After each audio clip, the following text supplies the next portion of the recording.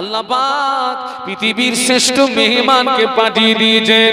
হুজুরও খুশি, আম্মা জানও খুশি, বলুন সুবহানাল্লাহ। কে এসেছেন?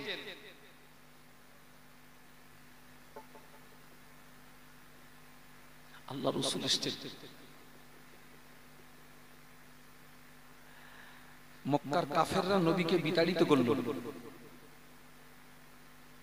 মদিনার মানুষেরা মক্কার কাফেররা নবীকে কি করলো? বিতাড়িত করল। আল্লাহ রাসূল আল্লাহর হুকুমে হিজরত করছেন, আবু বকর সিদ্দিক রাদিয়াল্লাহু আনহুকে সঙ্গে নিয়ে। মদিনার মানুষেরা সংবাদ পেয়ে গিয়েছেন বিশ্ব নবী আসছেন। মদিনার যুবকেরা, মদিনার নওজোয়ানেরা, মদিনার যুবকেরা, মদিনার নওজোয়ানেরা এই সংবাদ যখন পেল, ওদের ভিতরে প্রতিযোগিতা শুরু হলো। কে কতটা পাহাড়ের মাথায় উঠতে পারে, কে কতটা পাহাড়ের চূড়ায় উঠতে পারে। কেননা আল্লাহর নবী, নূর নবী মদিনাতে আসছেন। কে আগে আল্লাহর নবীর নূরের বদনটা দেখতে পায়। মদিনার যুবকেরা, মদিনার নওজোয়ানেরা, ওরা যখন প্রতিযোগিতা করছিল, ওদের আব্বা মা নিচে দাঁড়িয়ে বলছিল, বাবা এত উপরে উঠো না, তোমরা পড়ে যাবে, জীবন হারিয়ে ফেলবে। মদিনার যুবকেরা, নওজোয়ানেরা জানের মায়া করে না, জীবনের মায়া করে না। কে কতটা পাহাড়ের চূড়ায় উঠতে পারে। কেননা আল্লাহর নবী, নূর নবী মদিনাতে আসছেন। কে আগে বিশ্ব নবীর নূরের বদনটা দেখতে পায়। আল্লাহর নবী সুযোগ মতো আবু বকর সিদ্দিক রাদিয়াল্লাহু আনহুকে সঙ্গে নিয়ে মদিনায় যেই না পদার্পণ করেছেন, মদিনার যুবকেরা, নওজোয়ানেরা পাহাড়ের চূড়ায় বসে অনেকটা দূর থেকে আল্লাহর নবীকে দেখতে পেয়ে তারা খুশিতে বাগে বাগ হয়ে একটা কবিতা পড়েছিল। তলাল বাদরু আলাইনা মিন সানিয়াতিল ওয়াদাই ওয়াজাবা শুকরু আলাইনা মাদা লিল্লাহি দাই। মদিনার মানুষেরা আল্লাহর নবীকে পেয়ে তারা যেন আসমানের চাঁদ হাতে পেয়ে গিয়েছে।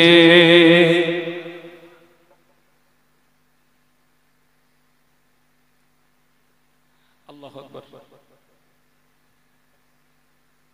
আল্লাহ রাসূল আসলেন, আনাস রাদিয়াল্লাহু আনহু বাড়িতে এসেছেন। হুজুর খুশি, আম্মা জিও খুশি। আর রাসূল মক্কা থেকে মদিনাতে এসে কোবা পল্লীতে অবস্থান করলেন। সেখানে একটা মসজিদ নির্মাণ হলো। মসজিদটার নাম হচ্ছে মসজিদে কোবা। যে মসজিদে 2 রাকাত নামাজ পড়লে আল্লাহ বান্দা বান্দির নামায় আমলে একটা উমরা হজের নেকি দান করে, বলুন সুবহানাল্লাহ। রাসূল যখন এসেছেন, সবাই চাচ্ছেন বিশ্বনবী আমার বাড়ি আসুক, বিশ্বনবী আমার বাড়ি আসুক। আল্লাহ রাসূলের সঙ্গে একটা উট ছিল। আল্লাহ রাসূল বললেন, আমি নিজ ইচ্ছায় কারো বাড়ি যাব না বাবা। আমি যদি নিজ ইচ্ছায় কারো বাড়িতে যাই, তোমরা একে অপরে আমার প্রতি মনক্ষুণ্ণ হবে। মনে করুন রাসূলুল্লাহ নিজ ইচ্ছায় একজনের বাড়িতে গিয়ে উঠলেন। লোকটা যদি ধনী হয়, গরিবরা কি মনে করবে? আমরা গরিব বলে রাসূল আমাদের বাড়িতে আসলো না। আল্লাহ নবী বললেন, আমি নিজ ইচ্ছায় কারো বাড়ি যাবনি বাবা। আমার সঙ্গে যে উট আছে, এই উটটা ছেড়ে দেবো। এই উট যার বাড়িতে গিয়ে বসবে, আমি মুহাম্মদ তারই বাড়ির মেহমান হয়ে যাব। একটু জোরে বলুন। মদিনার যুবকেরা, মদিনার নওজোয়ানেরা আল্লাহর নবীর জবানের এই কথাটা শোনার পরে, মদিনার যুবকেরা, নওজোয়ানেরা গাছের কচি কচি পাতাগুলো ছিঁড়ে, জমিনের কচি কচি গাছগুলো ছিঁড়ে একটা করে ঝুড়ি ভর্তি করে যে যার বাড়ির সামনে রাস্তার উপরে বসিয়ে রেখেছে। আল্লাহর নবী রুট এই রাস্তা দিয়ে যাবে, ঘাসের মোহাব্বতে একবার যদি বাড়ির সামনে বসে যায়, নসিব খুলে যাবে। মদিনার যুবকেরা, মদিনার নওজোয়ানেরা একটা করে ঘাসের ঝুড়ি বসিয়ে রেখেছে। আল্লাহ নবীর উট ছেড়ে দেওয়া হলো। ওই উট কারোর ঘাসের ঝুড়িতে মুখ দেয় না বাবা, কারোর বাড়ির সামনে বসে না বাবা। ওই উট গুটি গুটি পায়ে গেটে হযরত আবু আইয়ুব আনসারী রাদিয়াল্লাহু তাআলা আনহুর বাড়িতে গিয়ে বসে পড়েছে। মারহাবা মারহাবা ইয়া রাসূলুল্লাহ, মারহাবা মারহাবা ইয়া হাবিবাল্লাহ। ছেলেরা একটু বলো না মারহাবা মারহাবা ইয়া রাসূলুল্লাহ, মারহাবা মারহাবা ইয়া হাবিবাল্লাহ। আল্লাহর নবী জোহরের নামাজ পড়ে কার বাড়ি আসছেন?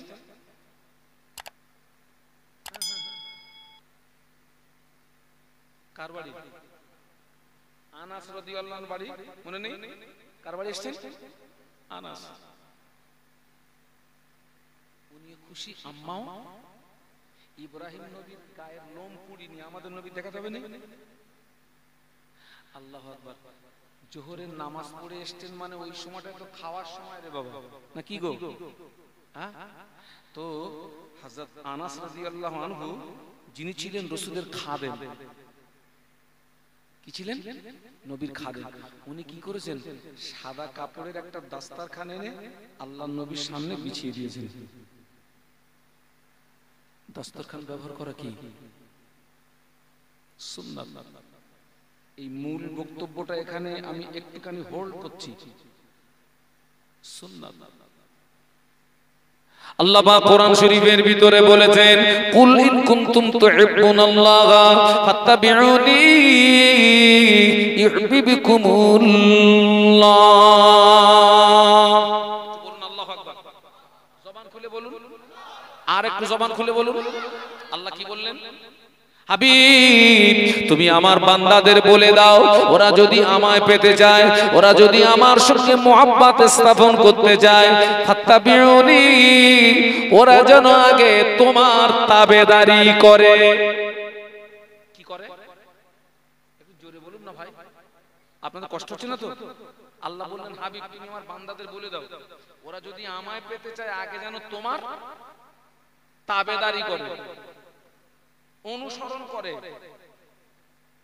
অনুসরণ কাকে বলে?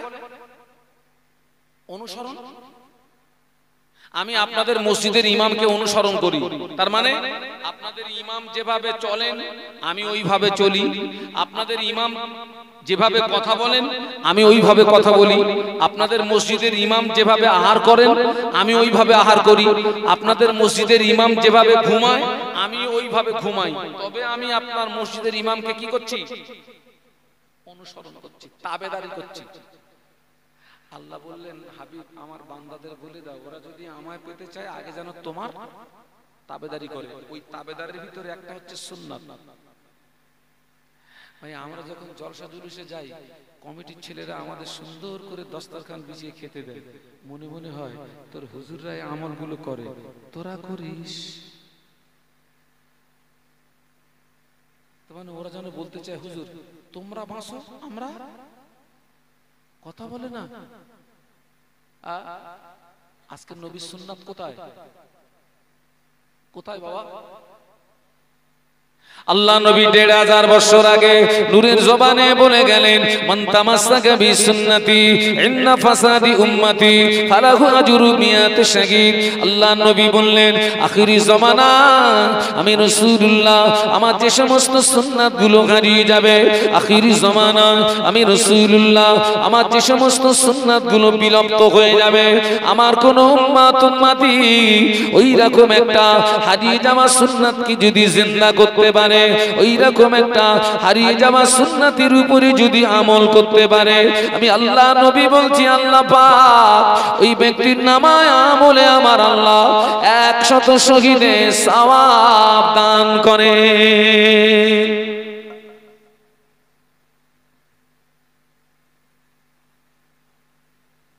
আজকের নবী দিবস উদযাপিত করতে বসছি। আজকের আমাদের সমাজের সব ছেলেকে আমি খারাপ বলবো না, অধিকাংশ নওজোয়ান এরা আমার নবীকে ভুলে গেছে।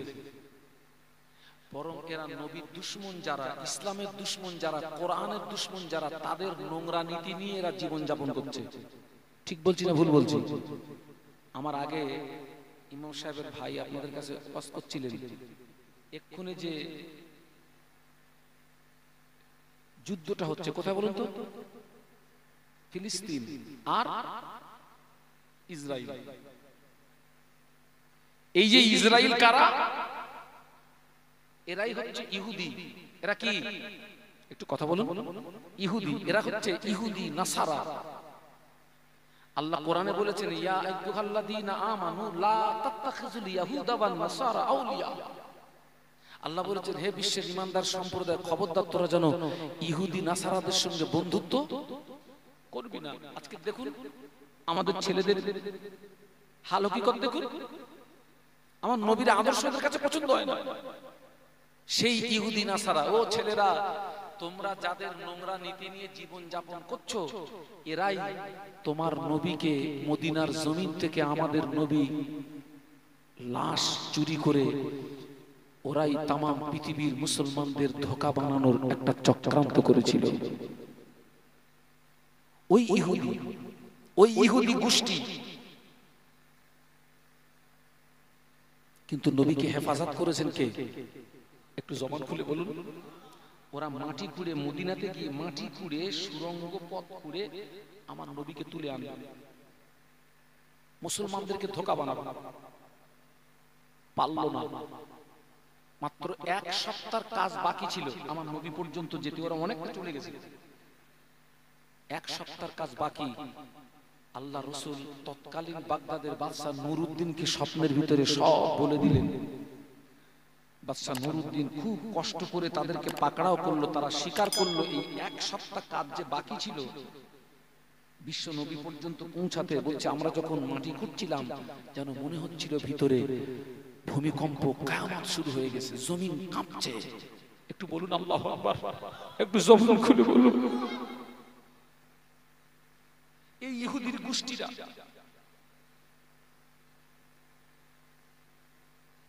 আমাদের নবীকে মদিনার জমিন থেকে তুলে এনে আমাদেরকে বোকা বানানোর চেষ্টা করেছিল। শয়তানরা পারল না। বাগদাদের বাদশা নুরউদ্দিন তাদেরকে পুড়িয়ে ছাই করে দিল। তাদের কোনো অস্তিত্ব রাখে না। এদের উত্তরসূরি ওরা, এই যে আপনারা দেখেন না মাঝে মাঝে কেউ কোরআনকে জ্বালিয়ে দিচ্ছে, কেউ কোরআন শরীফকে পদদলিত করছে, আপনারা দেখেন না? বলুন তো এরা কারা? কারা এরা? ওই ইহুদি, ওই নাসারা। এরাই কিন্তু সর্বপ্রথম চক্রান্ত করেছিল কোরআন বিনষ্ট করতে হবে, কোরআনকে ধ্বংস করে দিতে হবে, কোরআনের উপর ওদের রাগ। কেন?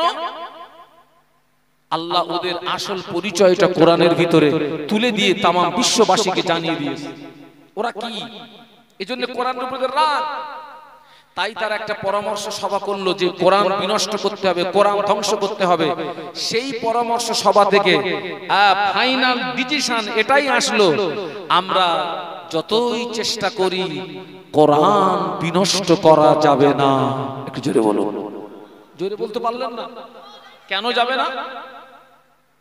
তামাম পৃথিবীর জমিনে যত কোরআন শরীফ, ওই কোরআন শরীফ গুলোকে নিয়ে যদি আজকে রাতে আটলান্টিক মহাসাগরে ডুবিয়ে দেওয়া হয়, তামাম পৃথিবীর জমিনে যত কোরআন শরীফ, ওই কোরআন শরীফ গুলোকে নিয়ে যদি আজকে রাতে পুড়িয়ে ছাই করে দেওয়া হয়, আগামীকাল পূর্ব দিক দিয়ে সূর্য ওঠার আগে আবার নতুন কোরআন জন্ম নেবে। কেননা আমার আল্লাহ তামাম পৃথিবীর জমিনে তার লক্ষ লক্ষ বান্দা বান্দির সিনার ভিতরে কোরআন হেফাজত রেখেছে।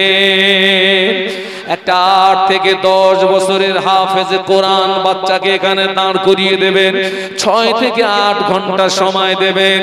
বাবাজি ওই ছেলেটা এক জায়গায় দাঁড়িয়ে দাঁড়িয়ে সূরা ফাতিহা থেকে মিনাল জিন্নাতি ওয়ান নাস এক জায়গায় দাঁড়িয়ে দাঁড়িয়ে 30 পারা কোরআন তেলাওয়াত করে দেবে।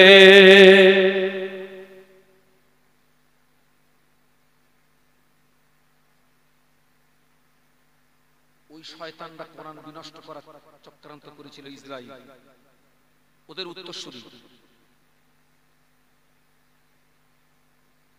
আজকের আমরা নবীর আদর্শকে দূরে ঠেলে দিয়ে, নবীর সুন্নাতকে দূরে ঠেলে দিয়ে আজকের অবস্থা দেখুন। ওই যে আল্লাহ বলেছেন আমার নবীর কি করো, তাবেদারি করো, অনুসরণ করো। আজকের আমাদের ছেলেগুলো চুল কাটতেছে বাবা, চুল, এই চুল কাটার ভিতরে সুন্নাত তরিকা আছে না নেই? কথা বলেন না কেন আপনারা?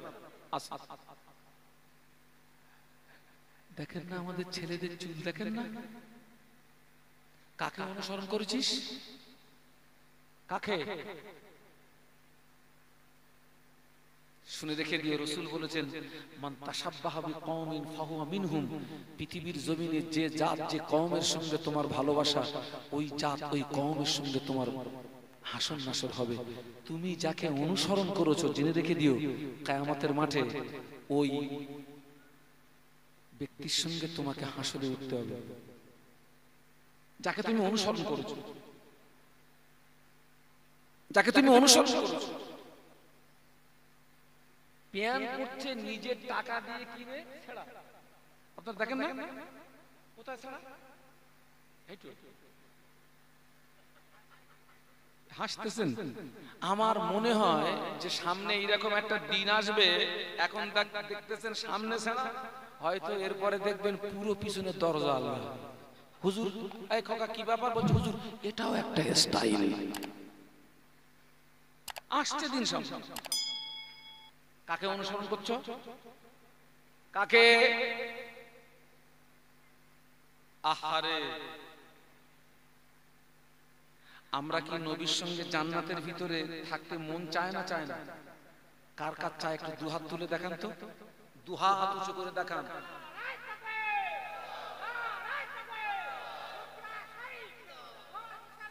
হাত নামান। এই হাতটা শুধু উঁচু করলে হবে না, সঙ্গে একটা কাজ করতে হবে। কি কাজ? আল্লাহ নবী বললেন মান আহাব্বা সুন্নতি ফাকাদ আহাব্বানি ওয়া মান আহাব্বানি কানা মাই ফিল জান্নাহ। আল্লাহ নবী বললেন মান আহাব্বা সুন্নতি, যে আমার সুন্নাতকে ভালোবাসলো, ফাকাদ আহাব্বানি, ওই ব্যক্তি আমি রাসূলুল্লাহ আমাকে ভালোবাসলো। ওয়া মান আহাব্বানি, যে ব্যক্তি আমি রাসূলুল্লাহ আমাকে ভালোবাসলো, আমি আল্লাহ নবী বলছি কানা মাই ফিল জান্নাহ, ওই ব্যক্তিটার আমি রাসূলুল্লাহ জান্নাতের ভিতরে পাশাপাশি থাকবো। একটু জোরে বলতে পারলি না বাবা? একটু মহব্বতে বলতে পারলি না? আমার সোনার ছেলেরা ফিরে আয়, গাঁজা আর টেনো না। প্রত্যেকটা গ্রামে এখন গাঁজার ফোয়ারা উঠতেছে। খোঁজলে দেখেন আপনাদের গ্রামেও আসামি আছে, আছে না নেই? গাঁজা গাঁজা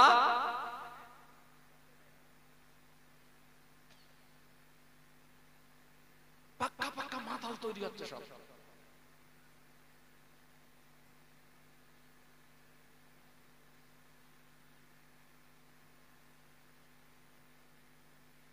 বাহ, এই আমার দিকে তাকান। কাগজে যদি লিখি র দন্ত স গয়কার লয় লয় আকার, কি হবে? রসগোল্লা। ওইটা লিখে যদি কাগজ চাটি, রসগোল্লার টেস্ট পাওয়া যাবে না। নবীরে ভালোবাসি, গাঁজায় দম দিচ্ছি, তুমি কাগজে লিখে চাটতেছো। হ্যাঁ, কাগজে লিখে চাটতেছো তুমি। নামাজ নেই, ইবাদত নেই, আমল নেই, বাপরে খেতে দেয় না, মারে খেতে দেয় না, বড়রে সম্মান করে না, উনি নবীরে ভালোবাসে। ঘোড়ার কচু।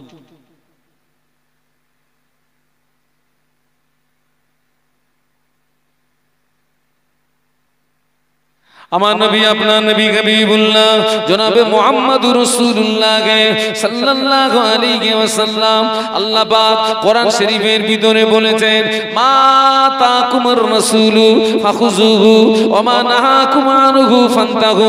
আল্লাহ বললেন আমার হাবিব তোমাদের যে কাজ করতে আদেশ করে ওই আদেশটাকে তোমরা মেনে নাও। ওয়া মা নাহাকুম আনহু ফান্তাহু, আমার হাবিব যেটা তোমাদের নিষেধ করে ওটাকে তোমরা বর্জন করো।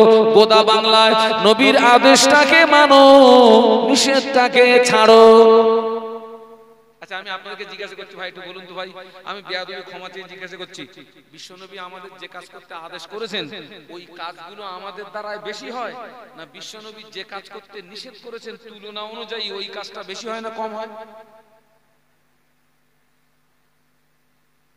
এই তো বলতে গেলে হুজুর খারাপ।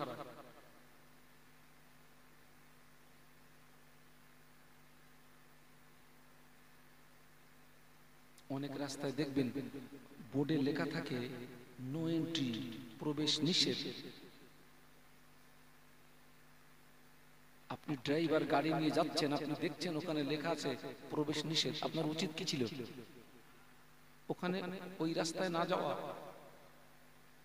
আপনার পাশে তো ফাঁকা রাস্তা, ওইটা দিয়ে যান। ওর ভিতরে গুতুগুতি করতেছেন কেন?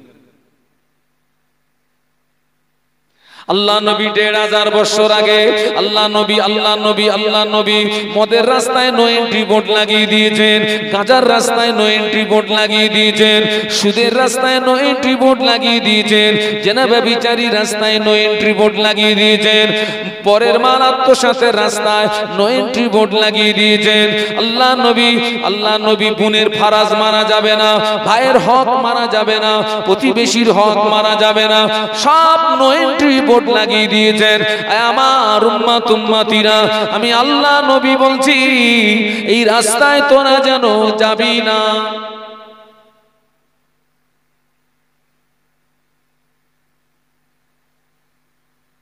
আর আমাদের মধ্যে এক শ্রেণীর তত বেশি ওই রাস্তা কি করছে, তত বেশি যাচ্ছে।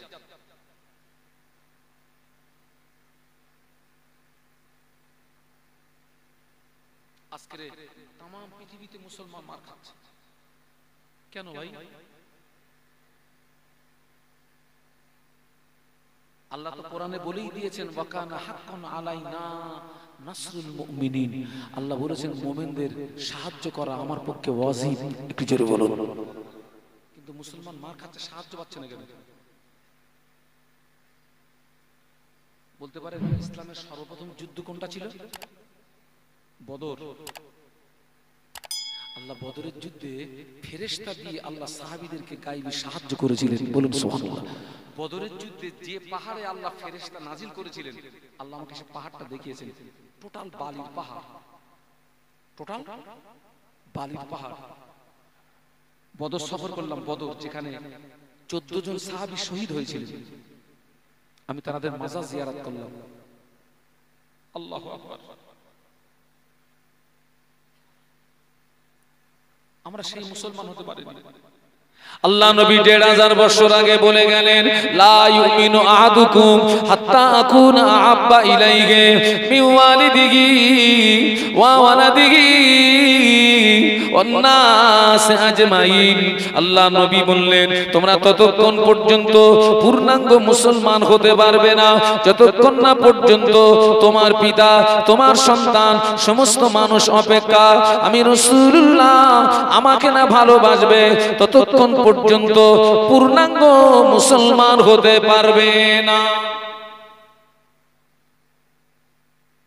আমি আপনাদেরকে জ্ঞান দিতে আসিনি,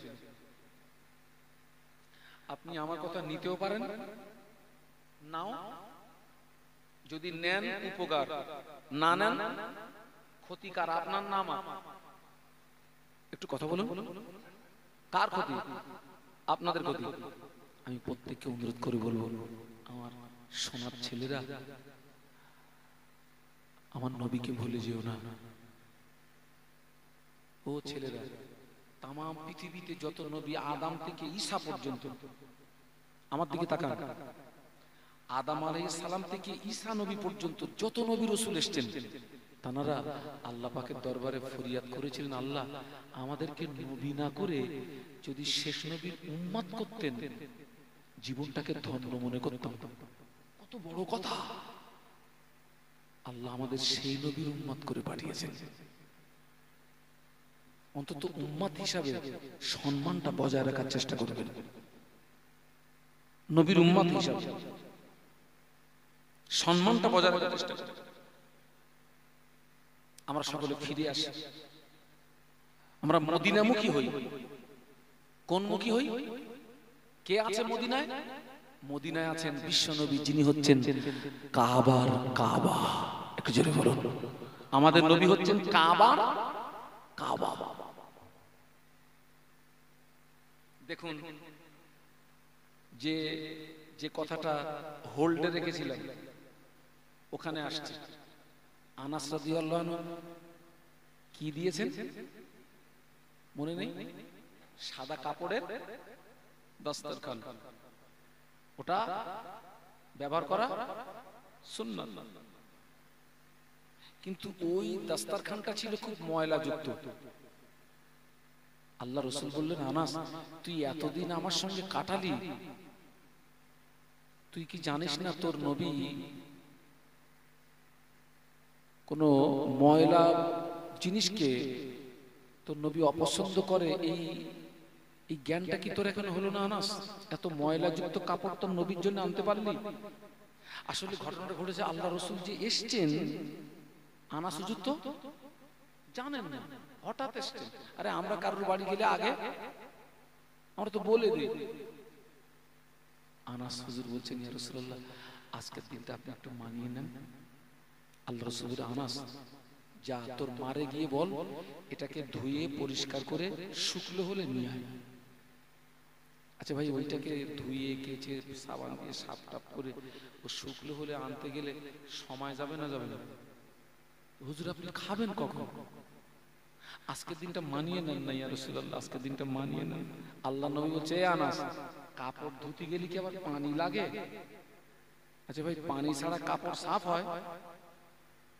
এরকম কোন মেশিন আপনাদের জানা আছে? আপনি একটা মেশিনের নাম করতে পারেন। কোন মেশিন? ও ছেলেরা বলো না, ওয়াশিং মেশিনের নাম বলবা তো ওর ভিতরে কি? ও তো পানি। তো আল্লাহ নবী বলছে, আনাস সাফ করতে গেলে আবার পানি লাগে? আল্লাহ রাসূল বললেন, ওই দাস্তারখানের একটা কোণে আল্লাহ রাসূল একটু হাতের ছোঁয়া দিলেন, মাসাহ করলেন, করে বললেন, আনাস যা এই দাস্তারখানটা চুলোয় দে। কোথায় দে? এই কথাটা আমরাও বলি না? বলি না? কখন বলি? স্বামী স্ত্রী যখন খুব রাগারাগি হয়, দে চুলোয় দে। আনাস হুজুর মনে করেছেন মনে হয় আল্লাহ রাসূল রেগে গেছেন। আল্লাহ রাসূল যে চুলোয় দিতে বলছেন, ওই চুলোয় আনাস হুজুরের আম্মা একটু আগে রান্না করেছেন, তখন আগুন ভন ভন ভন ভন ভন ভন করছে আগুন। নবীর আদেশ মানতে হবে। আনাস রাদিয়াল্লাহু আনহু কি করেছেন? দাস্তারখানটা গুটিয়ে গুটিয়ে গুটিয়ে গুটিয়ে কোথায়? চুলোয়। কিছু সময় পরে আল্লাহ নবী আনাসকে ডাকলেন, বাবা আনাস ওই দাস্তারখানটা তুলে আনো।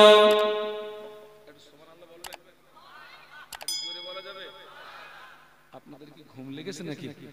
হ্যাঁ, ওই দিকে একটু আওয়াজ নারাই তাকবীর। খোকা এটা তো 3:30। আলহামদুলিল্লাহ আলহামদুলিল্লাহ।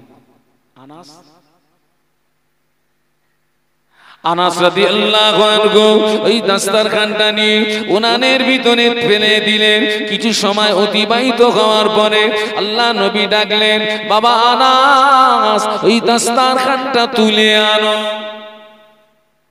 শেয়ার আছে ভাই?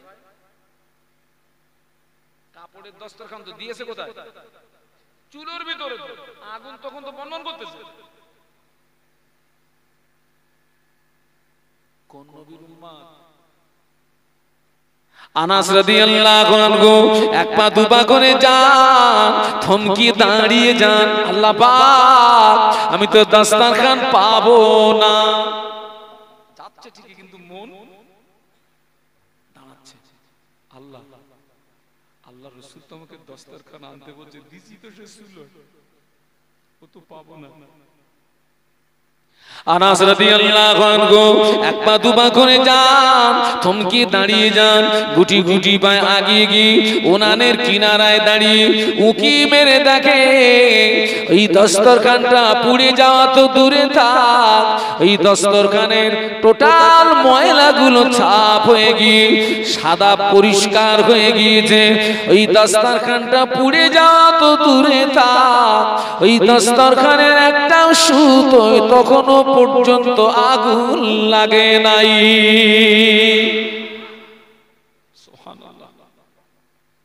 আনাস রাদিয়াল্লাহু আনহু ওই দস্তরখানটা উনানের ভিতর থেকে তুলে নিয়ে আল্লাহ নবীর সামনে দাঁড়িয়ে বলেছিলেন, ইয়া রাসূলুল্লাহ হাবিবাল্লাহ, ইয়া রাসূলুল্লাহ হাবিবাল্লাহ, আল্লাহর পয়গম্বর ইব্রাহিম খলিলুল্লাহকে আগুনের ভিতরে যেতে হয়েছিল, আগুনের ভিতরে থাকতে হয়েছিল।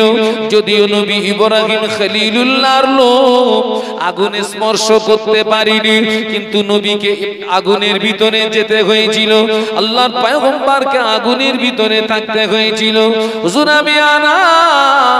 আমি সাক্ষী দিচ্ছি, নবী ইব্রাহিম খলিলুল্লাহর মুজিজার চেয়ে, নবী ইব্রাহিম খলিলুল্লাহর চেয়ে আপনার ইজ্জত, আপনার সম্মান অনেক গুণে বেশি। আপনি শুধু আমার দস্তরখানে একটু হাতের ছোঁয়া দিয়েছেন, আপনার হাতের ছোঁয়ার এত বরকত, আমার দস্তরখানটা পুড়ে যাওয়া তো দূরে থাক, আমার দস্তরখানে একটা সুতোয় আগুন লাগে নাই।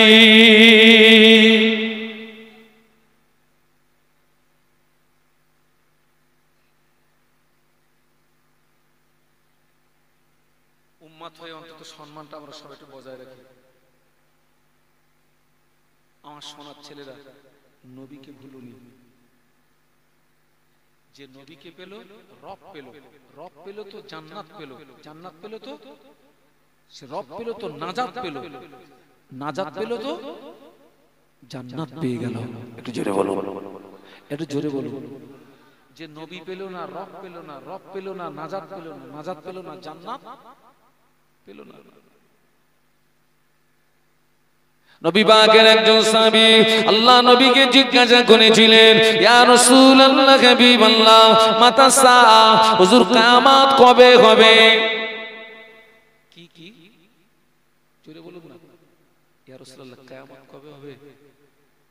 আল্লাহ নবী বললেন, বাবা সাহাবী, তুমি কিয়ামতের সংবাদ নিচ্ছ, কিয়ামতের খবর নিচ্ছ, কিয়ামতের জন্য কি অর্জন করেছো বলো, কিয়ামতের জন্য কি সঞ্চয় করেছো বলো। ওই সাহাবী জবাব দিয়েছিলেন, ইয়া রাসূলুল্লাহ হাবিবাল্লাহ, আমি কিয়ামতের জন্য কিছুই সঞ্চয় করতে পারিনি, আমি কিয়ামতের জন্য কিছু অর্জন করতে পারিনি, তবে আমি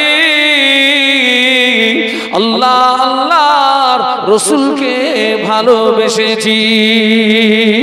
আল্লাহ নবী বলেছিলেন, বাবা সাহাবী, তোমার দাবি যদি সত্য হয়, আমি আল্লাহ নবী বলছি, কিয়ামতের ময়দানে ওই দাবি তোমাকে নাজাত করিয়ে দেবে।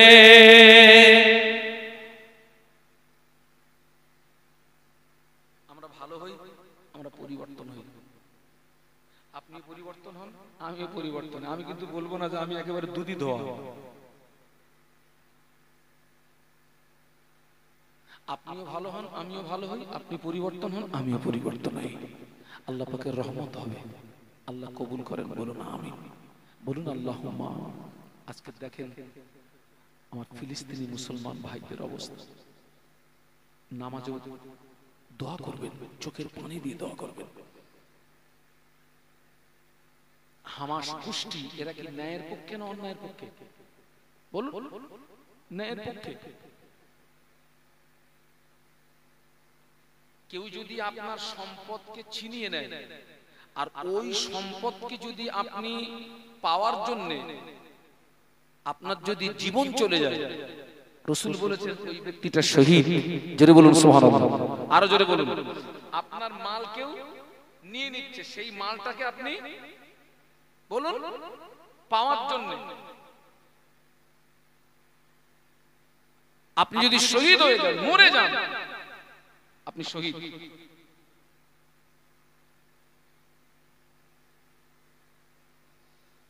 আল্লাহ আমাদের সকলকে খাতেমা বিল খায়র নসিব করেন। আর একটা কথা বলে যাচ্ছি, সবাই 5 ওয়াক্ত নামাজটা পড়বেন বাবা।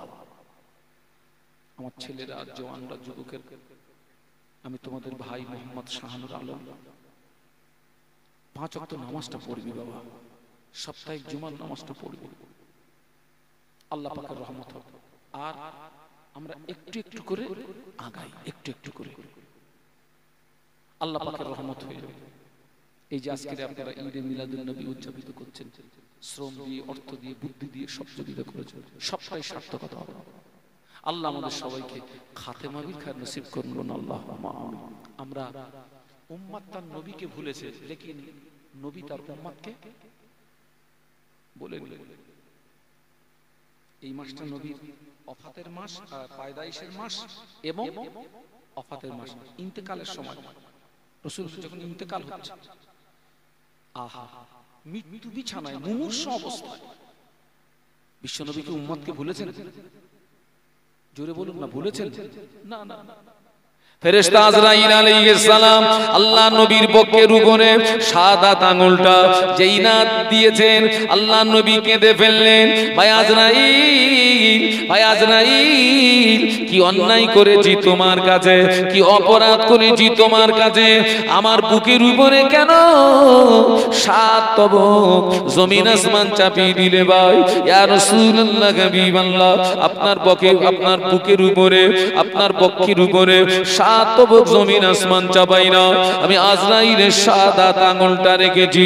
আল্লাহ নবী বললেন, ভাই আজরাইল, সাদাত আঙ্গুলের কষ্ট যদি এই হয়, আমার উম্মাত উম্মতি বড় গুনাহগার, আমার উম্মাত উম্মতি বড় খাতাকার, আমার উম্মাত উম্মতি বড় সিয়াকার, তারা মউতের জানা যন্ত্রণা সহ্য করতে পারবে না।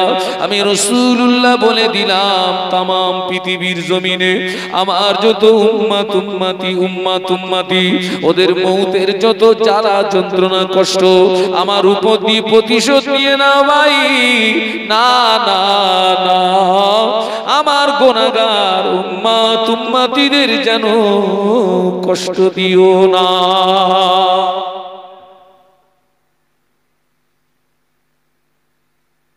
ফাইনা তাযহাবুন, এই নবীকে ছেড়ে কোথায় যাচ্ছ? ফিরে আসো। আল্লাহ আমাদের সকলকে শোনা বলার চেয়ে বেশি আমল করার তৌফিক নসিব করেন, বলুন আল্লাহুম্মা আমিন। সকলে উঠে দাঁড়ান, মাহফিলের পক্ষ থেকে একটু সোনার মদিনায় একটু সালাম পাঠিয়ে দেন। ইয়া নবী